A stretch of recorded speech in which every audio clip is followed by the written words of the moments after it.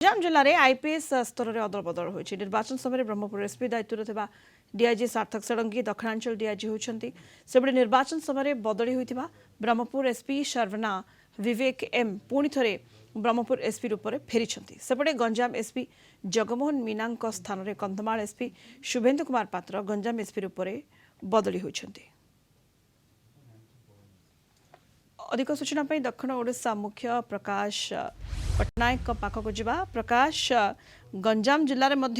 अदल बदल होईछि आईपीएस स्तर रे एवं जदि आमे देखिबा एम शर्वना विवेक एम पुणी थे से फेरी ब्रह्मपुर एसपी पद को एवं शुभेन्दु कुमार पात्र गंजाम एसपी रूप में नियुक्त करा जायछि। प्रकाश, निश्चय देखो सुनता आम कहीपर आपंकर आईएएस कहतु आईपीएस कहतु आईएफएस कहतु जो ब्यूरोक्रेट्स मानकर अदल बदल कराए विभिन्न समय ये गोटे साधारण प्रक्रिया किंतु समस्त नजर रही नुआ सरकार आसला जे केतेबेले अदल बदल हम क्या केउ अंचल दायित्व दिज्व अर्थात आपंकर पुलिस महानिर्देशक किए हेबे आपंकर आईजी ऑपरेशन किए हेबे आपंकर विभिन्न रेंज आईजी किए हेबे विभिन्न जिलार एसपी किए हेबे तापर समस्त नजर रही से पूर्णछेद पड़ी जदि आम ब्रह्मपुर पुलिस जिला कथा जदि कहबा ताले एठी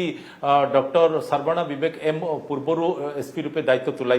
किंतु निर्वाचन समय ता पूर्वर तांको बदली कर दी जाइथिला आ तांको स्थान रे सेही दायित्व तुलाई पुलिस डीआईजी डॉक्टर सार्थक षडंगी जी कि पूर्वर बहु पूर्वर ब्रह्मपुर एसपी रूपे दायित्व तुलाई अनुभूति साउंटी पुणी थे दक्षिणांचल रेंज पुलिस डीआईजी रूपे दायित्व प्रदान कराई डॉक्टर सार्थक षडंगी को आउ सेपटे शर्वना विवेक एम जी कि पूर्वर ब्रह्मपुर एसपी थे विजिलेंस एसपी रूपे जार बदली होता निर्वाचन समय पुणी थे फेरई अणाई जदि आम गंजाम जिला कथा जदि कहबा ताले एठी जो जगमोहन मीना जो रही अति सुचारू रूपे दायित्व तुलाई अनेक सफलता से साउंटी बदली स्थान में कंधमाल जो एसपी रूपे दायित्व तुलाउले शुभेन्दु कुमार पात्र जी कि सेठी माओवादी मान को दमन करिवारे सफलता पाइथिले सहित किछि माओवादी को मुख्य स्रोत में सामिल करिवारे सफलता पाइथिले सी वर्तमान गंजाम जिलार एसपी रूपे दायित्व तुलाइबे